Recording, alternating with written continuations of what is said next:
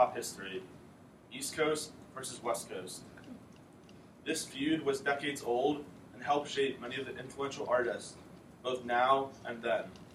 I will show you how the genre shifted and who are the main forces behind these changes.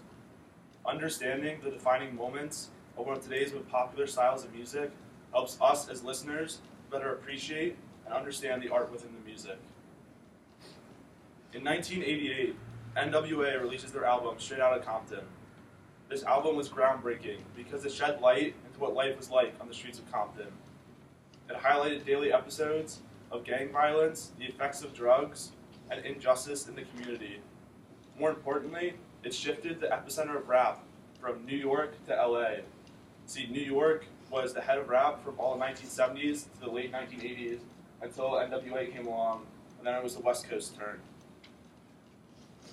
In 1991, the ex-member of NWA, Dr. Dre, and Suge Knight formed Death Row Records and signed Tupac Shakur and Snoop Dogg. The next year, Death Row releases Dr. Dre's album, The Chronic. In a Rolling Stones article by Jonathan Gold, he refers to Dre as the chief architect of what is now known as West Coast gangster rap. The album is referred to as one of the most influential and important albums of the 1990s, as well as one of the best written hip-hop albums of all time.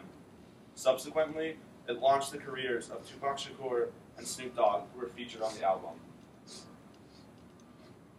In 1993, the Wu-Tang Clan releases their album, Enter Wu-Tang, 36 Chambers. This brings back the power of rap to New York City and takes it from LA. The album itself is revolutionary because of its dark, brutal, rugged, and technical lyrics.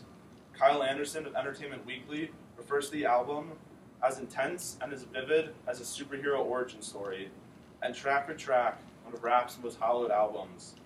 That same year, Sean Combs, aka Puff Daddy, aka P. Diddy, aka Diddy, forms the NYC label Bad Boy Records. The next year, Sean Combs and Bad Boy Records signed the notorious B.I.G., also known as Biggie Smalls, and the next year released his album, Ready to Die. This album puts not only Biggie Smalls, but also Sean Combs and Bad Boy Records on the map and at the forefront of East Coast rap. However, the good times couldn't always last, as on November 30th of 1944, while Tupac Shakur was at NYC, he was shot at 5 times. He survived, and the assailant was never found. However, he blamed Biggie Smalls and Sean Combs for they were in the same studio as Tupac was at the time. While no charges were pressed against Combs or Biggie, this event triggered the greatest hip-hop rivalry and the embodiment of East Coast, West Coast. Tupac Shakur versus Biggie Smalls.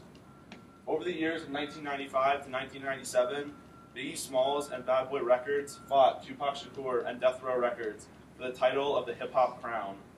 Tupac chose to focus on being a pure rapper, choosing to follow inspiration from solely his lyrics.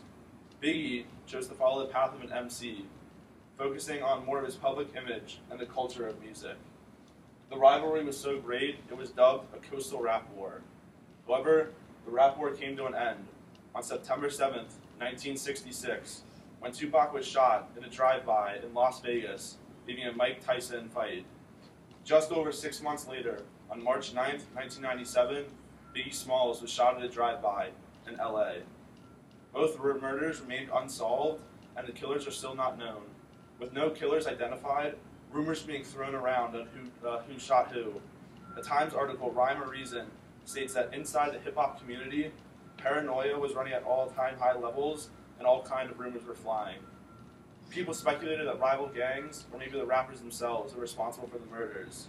However, an article by the New York Amsterdam News questioned if the blames of their deaths should be placed on the men at top, who fund this public and negative rhetoric.